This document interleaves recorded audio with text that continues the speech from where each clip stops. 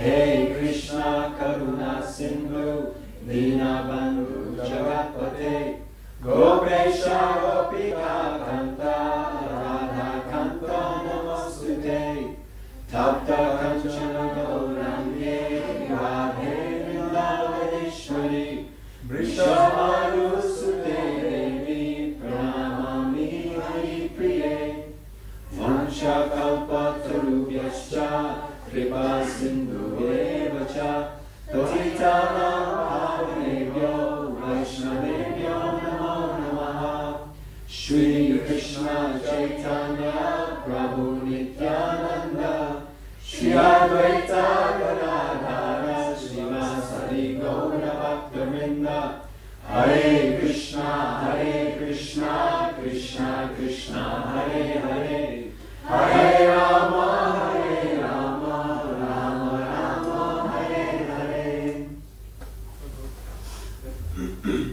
Verse again. Tata Krishna Mudam Kartam Tan Matrinam Jakasya Cha Ubaya Itam Atmanam Chakre Vishwakrit Ishwaraha. Thereafter, just to create pleasure both for Brahma and for the mothers of the calves and cowherd boys, Krishna, the creator of the entire cosmic manifestation, expanded himself as calves and boys. So first, I have to say Hare Krishna to all of those devotees who are online, watching on the internet, on the web. Welcome. This pastime is Ramcharan who said very nicely yesterday, although in this pastime specifically Krishna is not killing a demon or destroying a demon, but actually he's killing the most powerful demon that all of us have to deal with, which is the demon of the false ego and false pride. There's so much to be gained from hearing and reading this pastime, deeply studying, analyzing, and understanding the mood of Krishna and his love for everyone, actually, his equalness to all, and also the love that the cowherd boys have for Krishna. And of course, later, as Krishna expands himself as the cows, the calves, and cowherd boys, then the loving relationship that the parents and the mother cows have for Krishna, and then the mood of Lord Brahma. So in this way, we see in this purport, Srila Prabhupada, and also in the verse, Shukadeva Goswami is explaining how with one action Krishna accomplishes so many things. With one action, so many people are having different vantage points and having different experiences that is being beneficial for them. And what Krishna, or what Shukadeva Goswami says here, Srila Prabhupada translates the word mudam, and he says pleasure.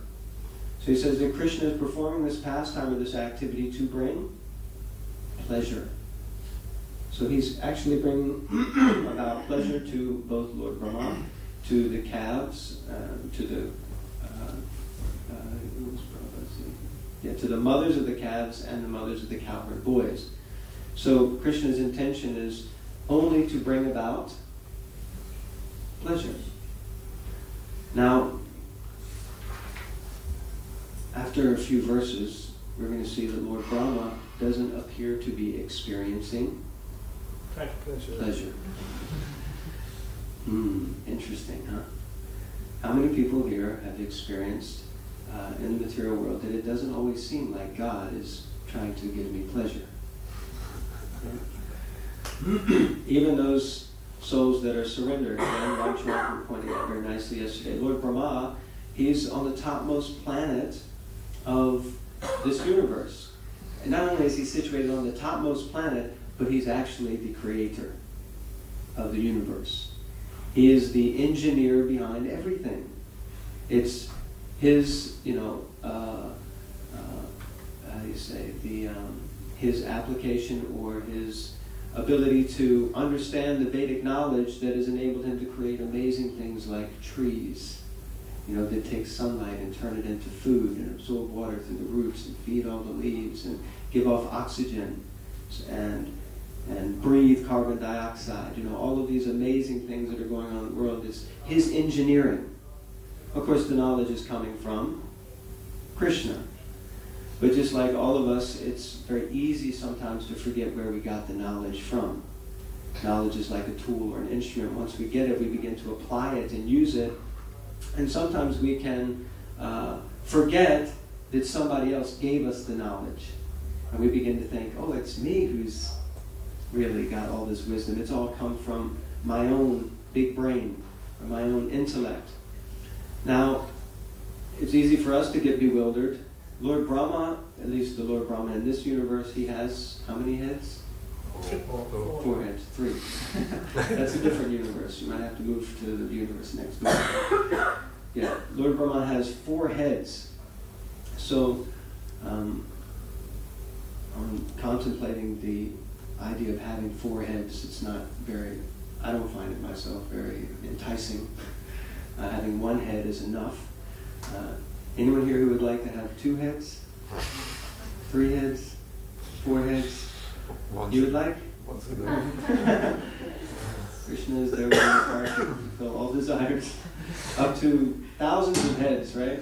The pastime where Lord Brahma went to visit Krishna, went to Vaikuntha, and he was saying, I went to see the Lord, and the gatekeeper said, well, who are you? Who should I tell him is coming to see him? And he said, well, tell him it's Lord Brahma. 4-headed Lord Brahma is coming. He said, oh, okay. So he said, wait 1 minute. And he went and he spoke, and then he came back, and he said, well, which Brahma are you? He said, what do you mean, which Brahma? I am Lord Brahma. And he said, well, and he kind of opened the door, and he said, well, we've got the 1,000-headed Brahma here, the 16-headed Brahma over here, and this Brahma. And they're all here to see Krishna. You can just wait in the line, So Lord Brahma became a little humbled. But you can imagine just having 4 heads, although you might be so intelligent, the capacity to create and do so many amazing things, but also the propensity to become puffed up, proud, is also very strong. Just like any of us, as we cultivate knowledge, then the tendency is there for pride to develop within the heart. And that knowledge is whether it's mundane, material knowledge, or even spiritual knowledge. As we cultivate spiritual knowledge, instead of it becoming a tool or an instrument for our betterment and the betterment of others, sometimes it becomes a bludgeoning weapon with which we attack others. Anyone's experienced that? Anyone been on the receiving end of someone who's like full of Krishna conscious knowledge and they're ready to give it to you, whether you like it or not, and they don't deliver it the way that, like the expert doctor who delivers the medicine, that you require, right? But instead they just say, you're in Maya, Prabhu, you don't know this, that, and just pound you over the head. In Christianity, they call it Bible bashing. Right? You just beat someone over the head with the Bible until they surrender to Jesus. Right? But in ISKCON, we call it Bhagavad Gita bashing. I was a poor victim of Bhagavad Gita bashing in the beginning. Someone was like, oh, you're this, you need to change this, you this. And it just feels like you're on the receiving end of one of these nice little fingers that's condemning you to the lower planetary systems, pointing out all of your anarthas and weaknesses. And if you don't have any real spiritual assimilation of deep knowledge, then when that stuff comes, you actually don't become attracted, you become repelled or repulsed even. Right? It can really put people off. Actually, it can put other people off. So, but the tendency is that when we have knowledge, we become proud, and even though our intention may be pure, in the sense that we want to help someone, that may be the intention behind it. Which Krishna, obviously, he sees the intention. He understands that. If our actions and activities are not malicious, but our intention is to really sincerely help someone, and that's the only way that we know how to communicate in the beginning. Krishna makes arrangements for our purification,